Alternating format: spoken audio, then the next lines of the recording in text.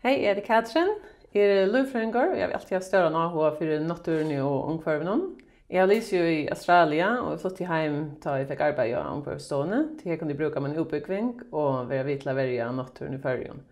Jag har varit i omkvarvstående i mindre än ett år och har arbetat inom för flera rimska ödjur. Något som jag har brukt mest tid på är ett litet vid älgverksamhet och sjönon. Omkvarvstående för fragrangar och bottenkanningar för ödla älgödjorna och så har vi rukt ett tid för att veta om att hålla framläsarna som verkar eller om det är nöjt för att göra några bröjningar för att minska om åren i omkvarvet. Jag vill också arbeta vid godkänning av omkring vindmilloverskatlanen. Tar vi rukt ett år kvar åren kunde vara lente och plantor och fåglar i ögonen som vindmillarna skulle vara. Och så vill jag träta till verksamhet för att trycka att åren i omkvarvet är så lite som möjligt. Det är också några verksamhet i Färjön som kan ha näliga avvarskande omkvarvet och då är området att det är ett litet vi är så att omkvarvet i Färjön är värst.